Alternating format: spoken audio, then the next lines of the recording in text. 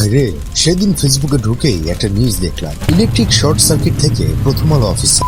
সূত্র daily star. তার minute দুয়েক পরেই আরেকটা নিউজ দেখলাম, গ্যাস লাইন বিচ্ছিন্ন হয়ে ডেইলি স্টার অফিসার। সূত্র প্রথম আলো। এখন বুঝতে পারছি না কোনটা সত্য আর কোনটা মিথ্যা। প্রথম আলো কিংবা ডেইলি স্টার, এই দুই গণমাধ্যমের উপর বাংলার মানুষের অগাধ বিশ্বাস, ভালোবাসা আর আবেগ জড়িয়ে আছে। অনেকে ভালোবেসে প্রথম আলোকে প্রথম আলু হিসেবে ডাকেন, আর ডেইলি স্টারকে দিল্লি স্টার বলে ডাকেন। এটা অবশ্য দোষের কিছু না, এইগুলো ভালোবাসার বহিঃপ্রকাশ।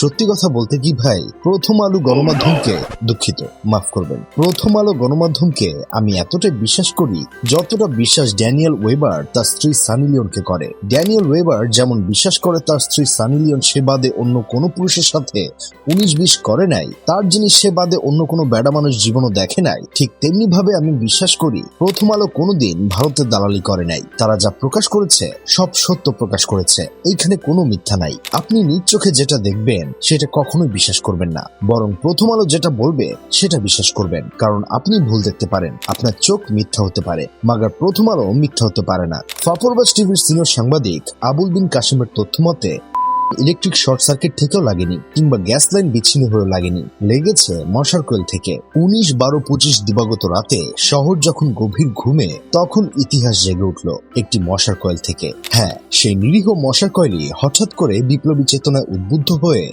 ধরিয়ে দিল ভবনে। চিন্তা করে দেখেছেন ভাই, একটা কয়েলেরও চেতনা জেগে ওঠে। তা যা বলছিলাম, ফায়ার সার্ভিস আসবে এই আশায় কিছুক্ষণ ছাত্র জনতা সবাই আকাশের দিকে তাকিয়ে থাকলো, কিন্তু রাস্তায় জ্যাম থাকার কারণে ফায়ার সার্ভিসের গাড়ি আসতে দেরি হচ্ছিল। এই ফাঁকে ছাত্র জনতা দায়িত্ব কাঁধে তুলে নিল। পরিস্থিতি যখন হাতের বাইরে, তখন কিছু ছাত্র ভিতরে ঢুকে প্রথম আলো পত্রিকার যাবতীয় আসবাবপত্র এমন নিষ্ঠার সাথে বের করতে লাগলো যেন নিজের বাসার জিনিসপত্র সরাচ্ছে। ফাইল, চেয়ার, টেবিল সবাই নিরাপদ, শুধু ভবনটা বাদে আর কি। এই মহান কাজ করতে গিয়ে কিছু ছাত্র জনতা ভিতরে আটকে পড়লো। পরে ফায়ার সার্ভিসের লোকেরা এসে তাদের উদ্ধার করে। এমন মানবিক কাজ দেখে দেশে সুশীল সমাজ বলছে, মানবতার আম্মা ভারতে চলে গেলেও বাংলাদেশে এখনো মানবতা আছে। এই ঘটনাটাই উজ্জ্বল উদাহরণ। শুধু তাই না, 19 তারিখ রাতে ছাত্র জনতা আরো একটি মানবিক কাজ করে। সেদিন রাতে ভূমিকম্পে ধানমন্ডি 32-এ একটি বাড়ি হয়ে যায়। তখন ফায়ার সার্ভিসের সাথে উদ্ধার কাজ করেন ছাত্র জনতা। এইসব দেখে আমার বন্ধু কেরামত বলতেছে, একটা জিনিস ভেবে দেখছিস, যখন পুরো দেশ হাদি ভাইয়ের জন্য কাঁদতেছে, তখন মেট্রো রেল আর বিটিভির জন্য যারা কাঁদছিল তারা সেম কাঁদতেছে প্রথম আলো আর ডেইলি স্টারের জন্য। এ থেকে বোঝা যায় ইতিহাস বারবার ফিরে আসে, সেটা বাতাবি লেবু টিভি হোক আর প্রথম আলো হোক।